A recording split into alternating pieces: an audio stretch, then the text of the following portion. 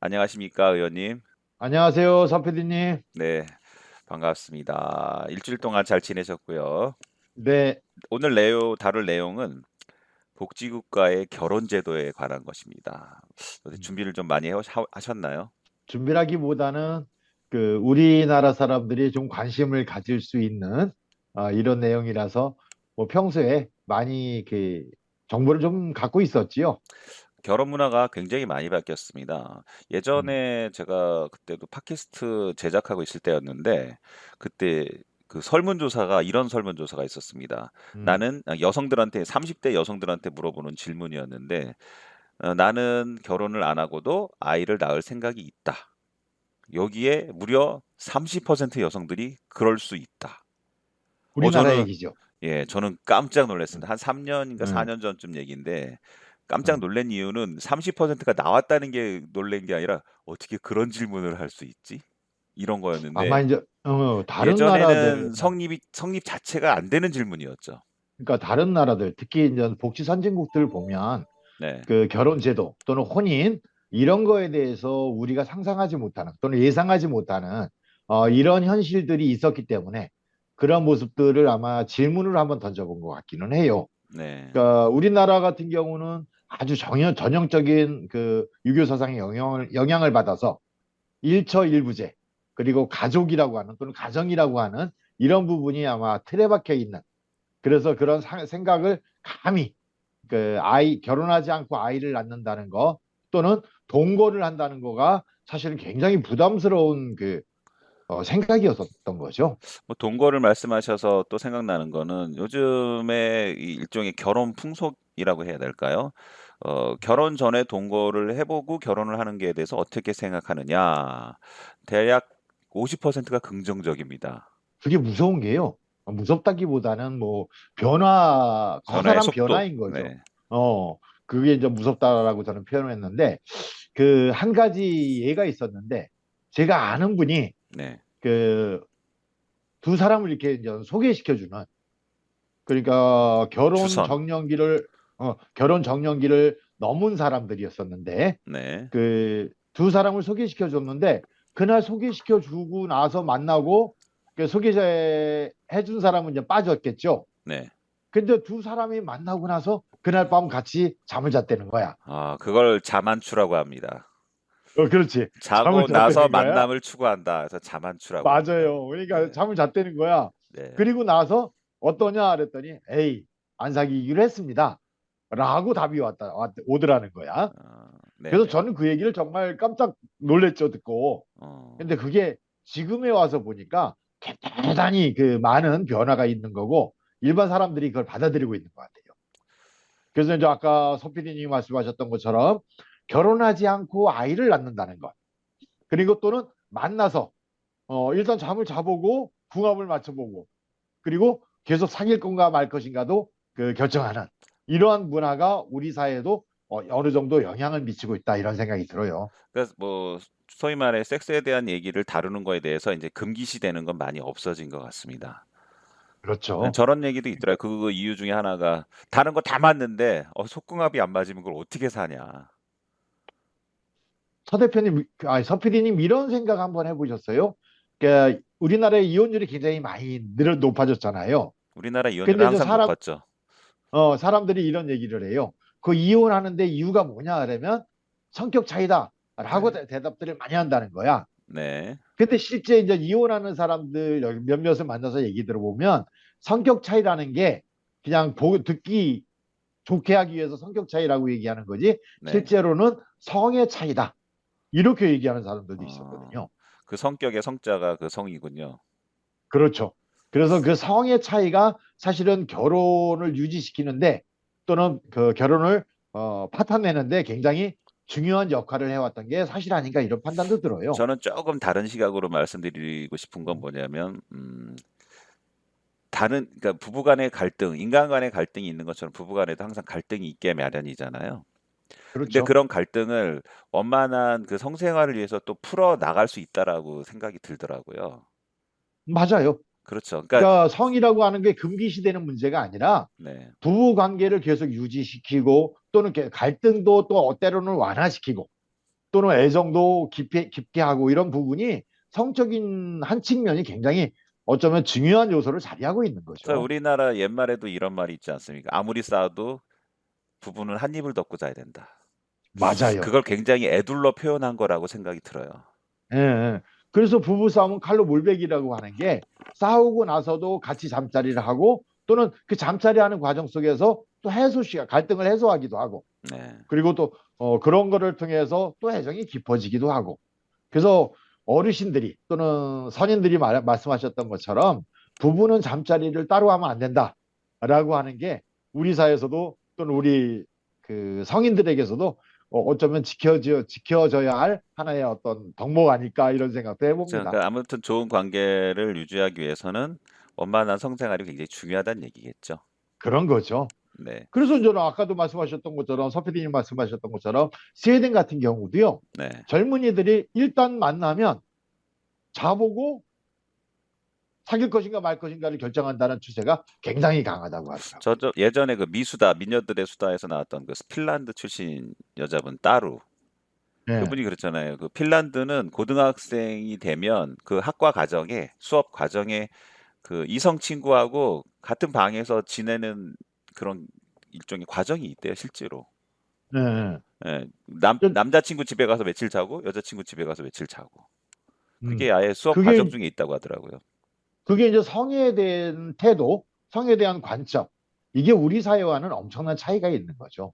네. 그 서피디님 들어보셨는지 모르겠지만 내가 서피디님한테 한번 질문을 해볼까요? 네. 세 개의 나라, 세 개의 나라를 예를 들어가지고 미성년자, 고등학생이라고 치자고요. 세계의 나라란 건 고등학생, 세계라는 뜻입니까? 전 세계를 말하는 겁니까? 아니 세 개를 제가 예를 들 거예요. 네, 아, 네네. 그러니까 미성년자 여학생, 그러니까 우리 고등학생으로 치자면 네, 고등학교 여학생이 네, 그 남자친구를 만나서 임신을 했어. 네.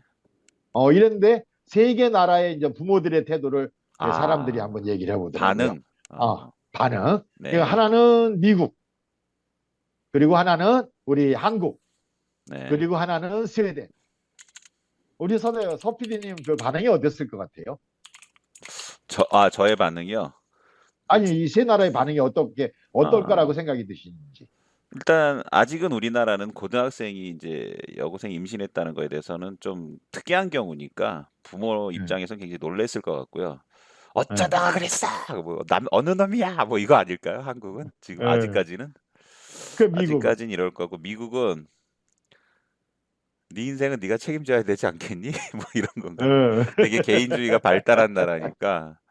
네. 그다음에 스웨덴은 이게 스웨덴은 어떻게 할까? 더 많이 여유로울 것 같은데요. 너도 이제 때가 어, 됐구나. 뭐 이런 건가요?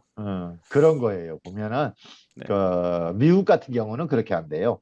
그 남자친구가 누구냐, 어떻게 만났느냐. 네, 그래서 이제 상황을 이해하려고 하고 이제 과정을 듣는다는 거죠. 네. 그리고 이제 둘을 존중해 주는 태도를 이제 미국 사람 부모들은 이렇게 갖는다고 하더라고요. 음, 그리고 이제 우리나라 같은 경우는 그런 얘기 였잖아요. 이런 때려 죽일 몽둥이 가지고 다리 몽둥이 부러뜨려야 돼. 막 이런 극단적인 이런 표현들이 사실은 우리 부모들의 대한민국 부모들의 이런 모습이라고 얘기를 하고요. 아직까지는 그게 일반적이겠죠. 그렇죠. 아직까지는. 네, 용납을 안 하는 거지. 여학생이. 네, 그 응? 학생 미성년 신분으로. 여학생이. 예. 그렇죠. 근데 그런데 결혼할 수 이제 있는 나이는 우리나라도 16살이잖아요. 만. 그렇죠. 네. 이제 부모의 동의를 받아서 우리나라는 하게 돼 있죠. 네. 근데 이제 스웨덴 같은 경우는 어떠냐 하면 격려한다는 거죠. 아, 그럴 격려. 수도 있다. 잘했다. 축하한다. 축하한다. 충분히 할 수 있는 일이다. 음, 그러면서 성인으로서 또는 아이의 엄마가 될 수 있는 그 존재라고 하는 거, 인격이라는 거를 음. 인정한다는 거죠. 그리고 이제 그러니까 이 세 차이. 가정으로서 국가가 이제 그 가정이라는 곳으로 이제 그걸 인정하고 개입하지 않나요? 그러니까 개입이 이제는 아니라 이제 도와준다고 봐야겠죠. 그렇죠. 지원해 주는 거죠.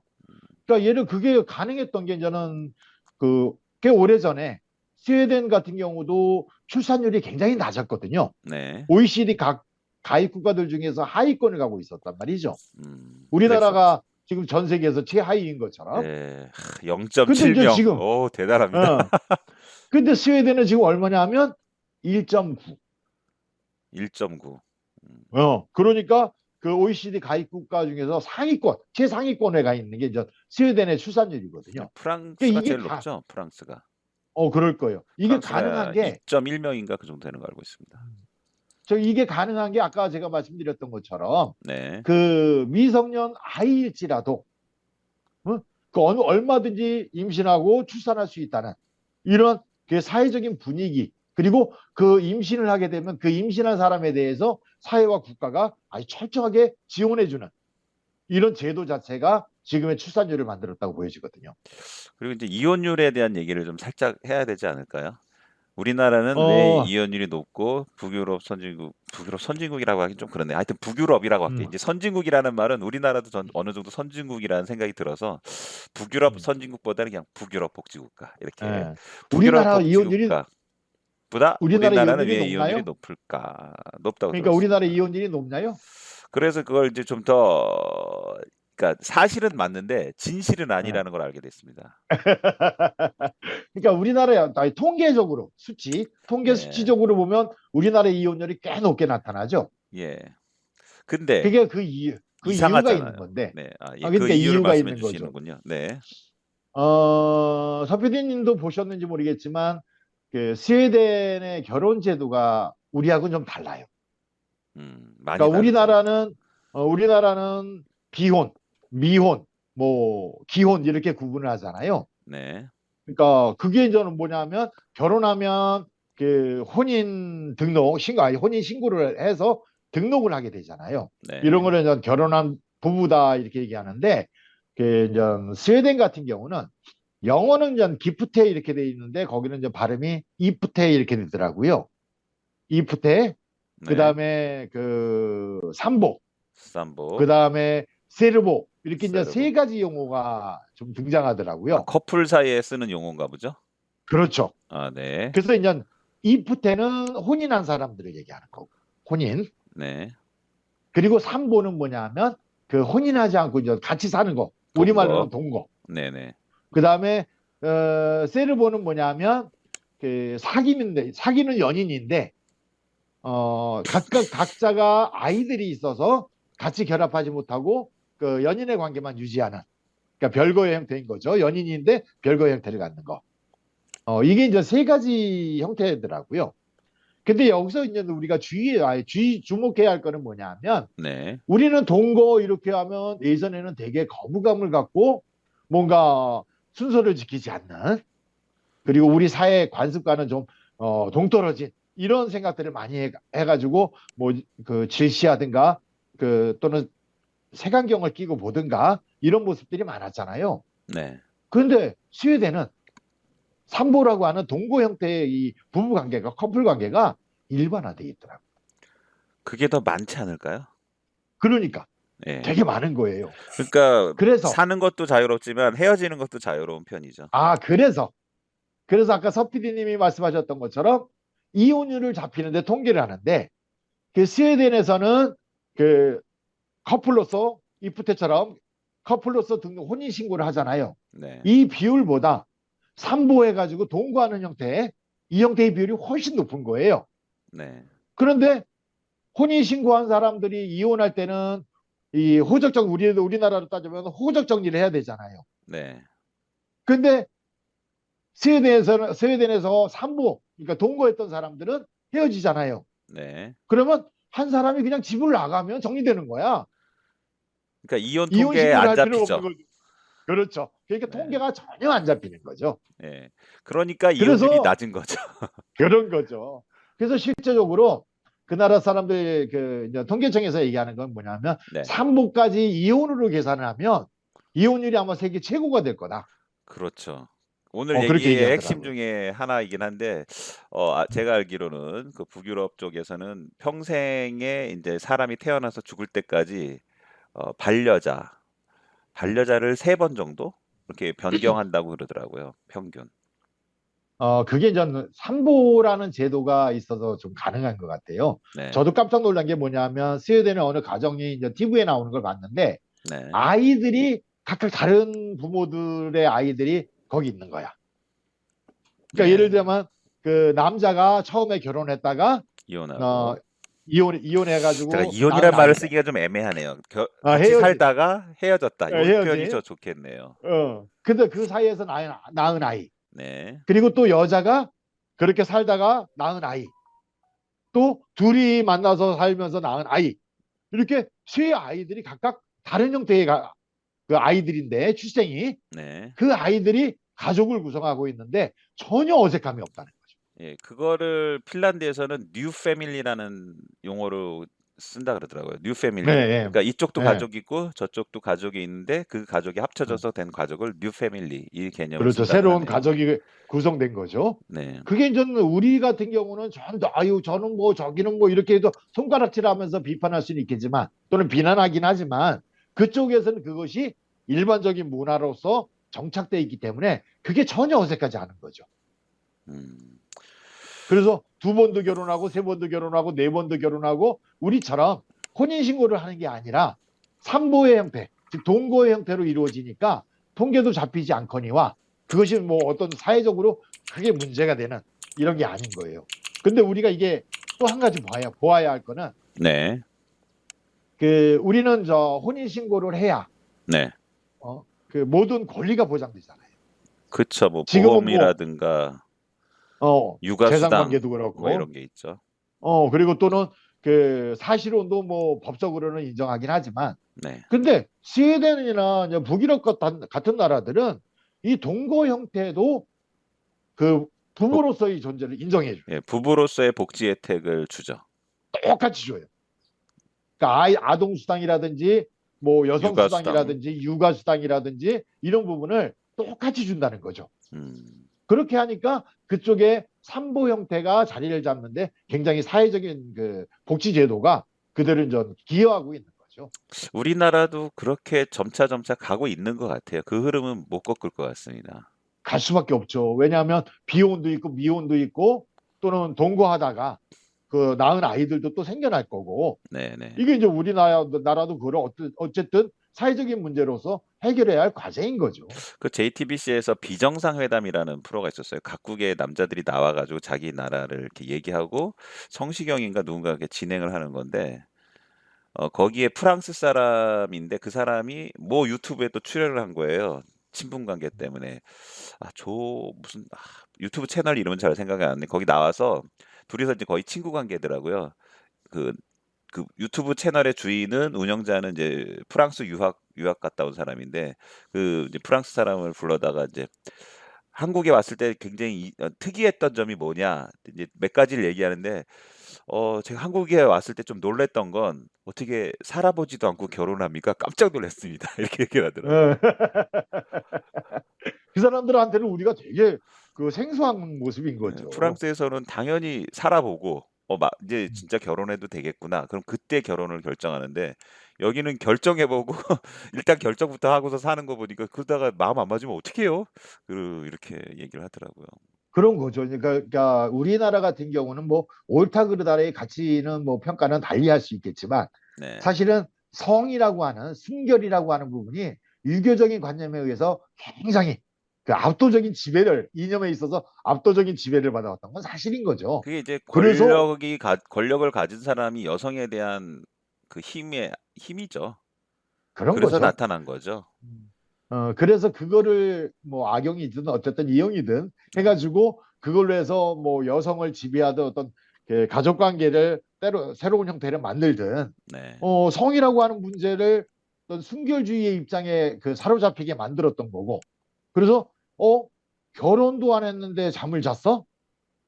뭐 또는 결혼했다가 이혼해가지고 뭐 돌아온 그 미혼녀 이혼녀 뭐 이걸 어떻게 보면 남자들은 다 용인해주면서 여성은 용인해주지 않는 이런 네. 문화가 우리에도 그대로 존재했던 거죠.